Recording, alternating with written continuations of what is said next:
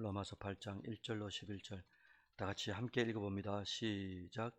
그러므로 이제 그리스도 예수 안에 있는 자에게는 결코 정죄함이 없나니 이는 그리스도 예수 안에 있는 생명의 성령의 법이 죄와 사망의 법에서 너를 해방하였음이라.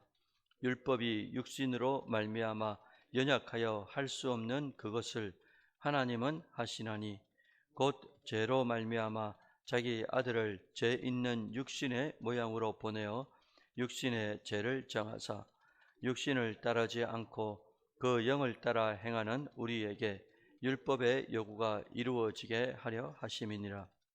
육신을 따르는 자는 육신의 일을, 영을 따르는 자는 영의 일을 생각하나니 육신의 생각은 사망이요 영의 생각은 생명과 평안이니라. 육신의 생각은 하나님과 원수가 되나니 이는 하나님의 법에 굴복하지 아니할 뿐 아니라 할 수도 없음이라. 육신에 있는 자들은 하나님을 기쁘시게 할 수 없느니라. 만일 너희 속에 하나님의 영이 거하시면 너희가 육신에 있지 아니하고 영에 있나니 누구든지 그리스도의 영이 없으면 그리스도의 사람이 아니라. 또 그리스도께서 너희 안에 계시면 몸은 죄로 말미암아 죽은 것이나 영은 의로 말미암아 살아 있는 것이니라. 예수를 죽은 자 가운데서 살리신 이의 영이 너희 안에 거하시면 그리스도 예수를 죽은 자 가운데서 살리신 이가 너희 안에 거하시는 그의 영으로 말미암아 너희 죽을 몸도 살리시리라. 아멘. 예, 여러분들 반갑습니다. 오늘 새벽에는 정죄함이 없는 놀라운 비밀, 이게 제목이 되겠어요. 정죄함이 없는 놀라운 비밀. 사랑하는 새벽의 성도 여러분들, 오늘은 대단히 중요한 로마서 8장이 되겠습니다. 성경의 꽃, 교리의 꽃, 로마서라 그러죠. 근데 로마서의 1장부터 16장까지 전체를 통틀어 가지고 로마서의 꽃이 뭐냐 이래 묻습니다. 그럼 보통 신학자들 교수님들이 로마서 8장을 꼽습니다. 8장. 그만큼 이제 구절구절마다 중요하다 이거죠. 바울이 어제 이제 우리가 봤죠. 그저께도 보고 로마서 7장에서 깊은 탄식을 합니다. 그게 뭐냐니까 오라 나는 공고한 사람이다. 이 절규 뒤에 이어지는 복음의 승리의 선언이 로마서 8장이 되는 거예요. 7장에서는 율법 아래에 있는 인간의 무능함, 또 죄의 권세 앞에 무너질 수밖에 없는 우리 모습들을 발견했다면 8장으로 넘어오잖아요. 그럼 이제 성령 안에서 누리는 자유와 생명을 선포하고 있는 거예요. 그래서 1절 말씀이 이렇게 시작하죠.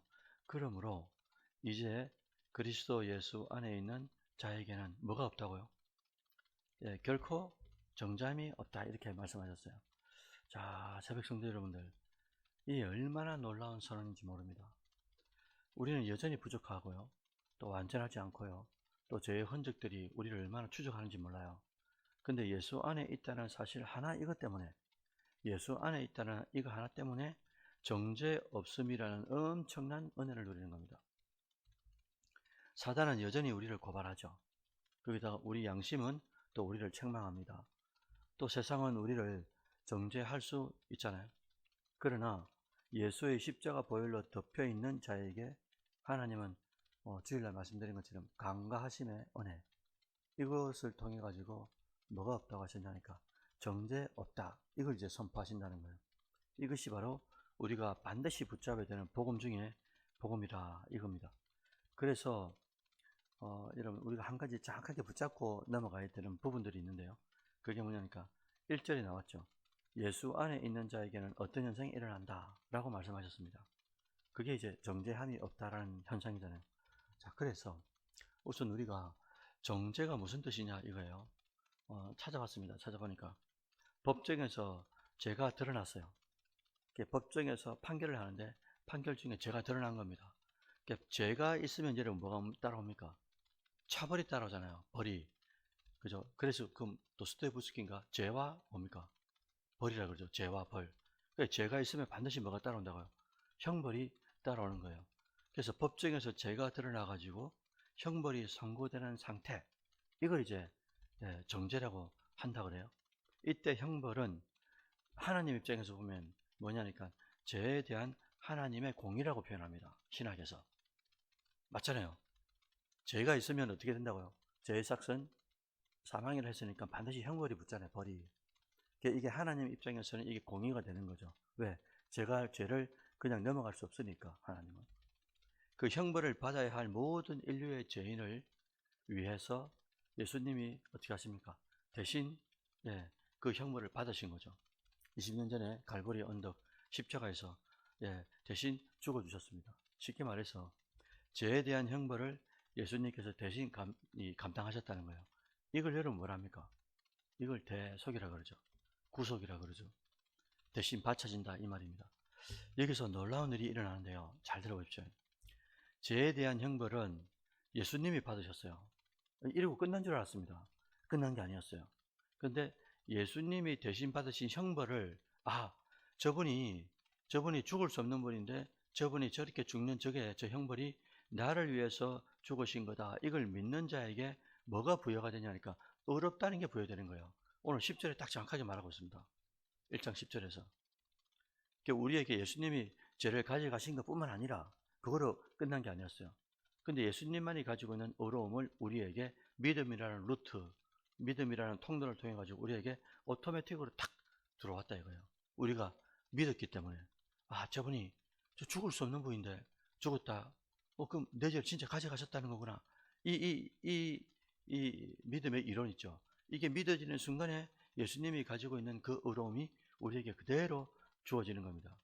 그래서 예수의 의로서 더 이상 법적인 정죄가 우리에게 할 수가 없다 이거죠. 그렇기 때문에 예수 안에 있는 자에게는 결코 뭐가 없다고요? 정죄함이 없다라는 겁니다.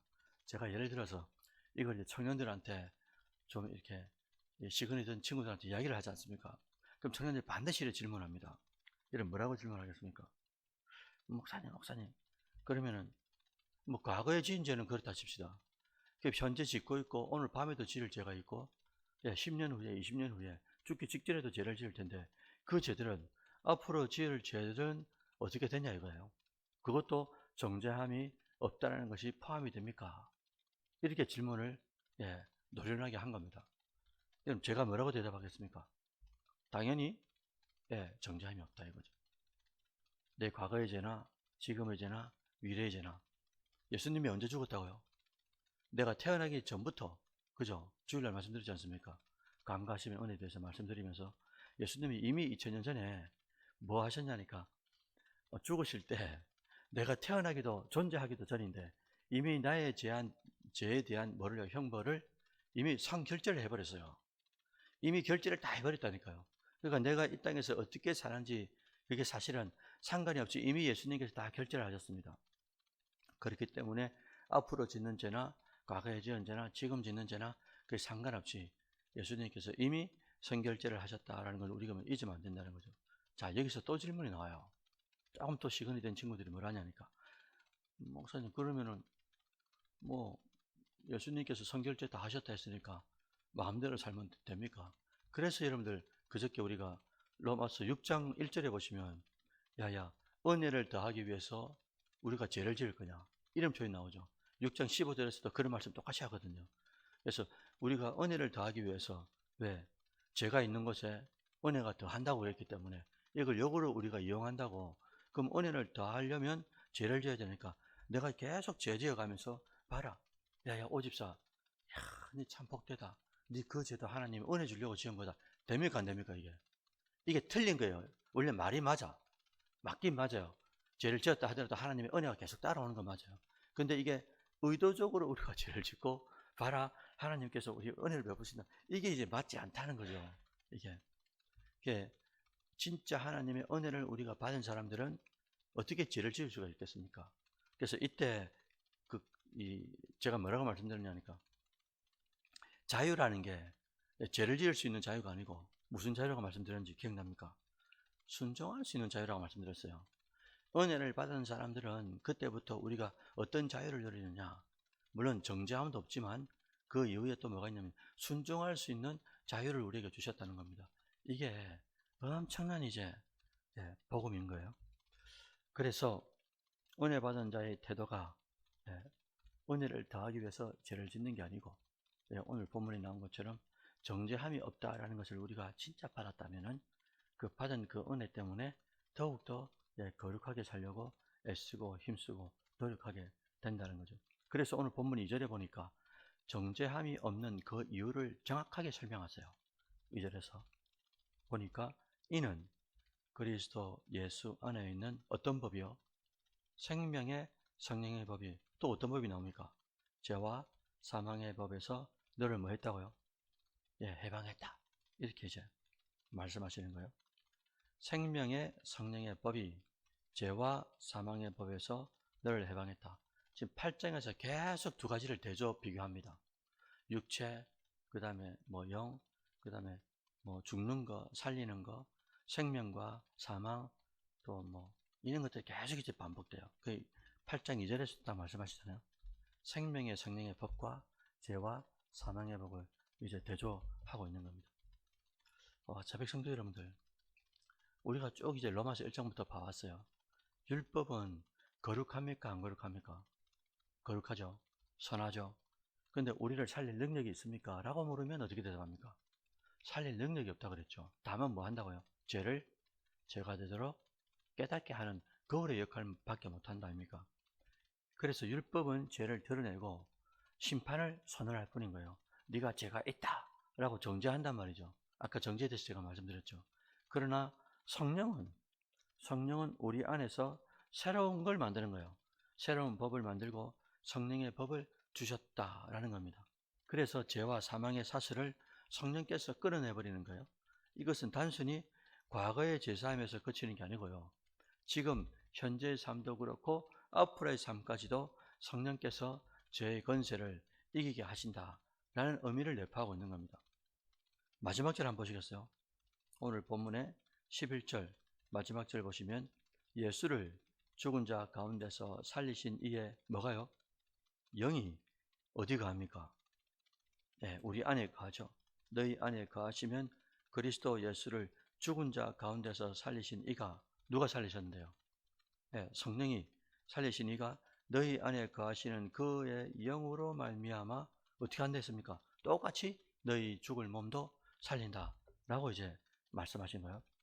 성령은 단순히 우리를 거룩하게 인도하시는 것뿐만 아니라요, 장차 우리 육신도 살린다 했어요. 육신은 죄 때문에 죽을 수밖에 없지만은, 근데 죽은 이 몸도 어떻게 하신다고요? 부활의 몸으로 살리기 때문에 성령을 뭐라고 하느냐? 살리는 영, 부활의 영, 생명의 영, 이렇게 계속 이제 닉네임이 붙는 것 아니겠습니까? 그렇기 때문에 성도는 절망 가운데 머무를 수가 없다. 물론 설령 넘어지고 쓰러져도 말이죠. 지금 우리 몸이 연약해서 힘들 수도 있어요. 또 죄의 흔적들이 우리를 계속 괴롭힐 수도 있습니다. 그렇다 할지라도 성령께서 우리를 부활의 성령으로 이끌어 가실 것을 믿고 이 믿음 가운데 소망을 가지는 거죠. 여러분, 우리에게 항상 있어야 될 것이 뭐냐라고 물으면 믿음과 소망과 뭐라고요? 사랑이죠. 그러면서 그 다음 뭐랬냐니까, 이게 항상 있어야 될 것이라고 그랬어요. 이게 왜 순차적으로 그럴까요? 여러분, 믿음이 없는데 뭘 소망한단 말입니까? 믿음이 있어야 바라볼 수 없는 걸 믿음으로 바라볼 수가 있잖아요. 그래서 히브리서 11장 1절에 뭐랬습니까? 믿음은 바라는 것들의 실상이다 이랬지 않습니까? 그죠? 그러니까 믿음이 있어야만이 볼 수 없는 미래를 볼 수가 있다 이거죠. 그러니까 믿음이 있어야 소망이 생기죠. 소망이 있어야 내가 지금 돈이 이게 아까운 돈인데 어떻게 합니까? 아니. 야, 천국이 소망된다. 천국이 보장되어 있다 이거예요. 그리고 최고의 가치가 우리에게 보장되어 있다 이겁니다. 하나님께서 우리가 헌신하고 헌물하고 뭘 할 때마다 하나님께서 우리에게 예비하신 것이 이 땅의 가치하고 비교가 안 되는 거예요. 그게 우리에게 영적인 소망으로 들어와 있는 사람들은 이 땅의 가치를 아까워하지 않아요. 그렇기 때문에 이걸 어떻게 해요? 사랑이라는 것으로 포장을 해서 다른 사람들에게 나눠주는 게 아깝지가 않은 거예요. 그러니까 믿음이 시작돼 가지고요. 믿음이 없는데 소망이 있을 수 있느냐? 그럴 수가 없습니다. 그러니까 시작은 믿음으로 시작해요. 근데 여러분, 천국에 가면 믿음이 필요합니까? 믿음은 이 땅에서만 필요한 거예요. 소망도 이 땅에서만 필요한 겁니다. 근데 사랑은 뭐라 했어요? 믿음, 소망, 사랑 중에 제일은 사랑이라 했잖아요. 왜 그렇습니까? 사랑은 이 땅에서도 영존하고 저기 가서도 계속 사랑으로만 사는 거예요. 그러니까 여기서는 믿음과 소망이 필요한데 거기는 믿음도 이미 끝났고요. 왜? 믿음으로 우리가 들어왔기 때문에 천국에. 소망도 이미 완결된 곳이에요. 그러니까 사랑으로만 사랑한다 이거죠. 그래서 중요한 것은 오늘 본문에도 나오죠. 믿음이다, 믿음. 믿음으로 우리가 의롭게 됐고, 의로움을 가지고 어떤 일이 생겨도, 물론 육체를 사는 동안에는 육체가 좀 아플 수도 있고, 또 형편이 안 좋을 수도 있고, 가난과 환난이 도래할 수도 있고, 그렇지만은 소망을 놓지 마라 이거죠. 하나님께서 생명으로, 부활의 생명으로 이끌어 가신다. 이게 우리 앞으로의 미래일 뿐만 아니라 모든 일도 새롭게 하시는 성령께서, 창조하시는 성령께서 우리와 함께 하신다. 이런 말씀을 하신다는 거죠. 사랑하는 성도 여러분들, 오늘 하루를 이제 시작하면서 우리가 기억했으면 좋겠어요. 뭐를 기억하느냐? 나는 예수 안에 있기 때문에 결코 정죄함이 없다는 것 하나. 두 번째는 성령 안에서 생각하며 살 때 생명과 평안을 누린다. 둘, 마지막에는 이제 장차 성령께서 내 죽을 몸까지도 부활의 영광으로 살리신다라는 것을 믿으면서 이 믿음 안에 소망을 가지고 소망하기 때문에 내가 가지고 있는 모든 것들을 할애해가지고 하나님의 영광을 위해서 연약한 이웃들을 위해서 나눠주고 구워줄 수 있는 사랑하는 여러분들의 삶이 되시기를 주의 이름으로 축원드립니다. 아멘.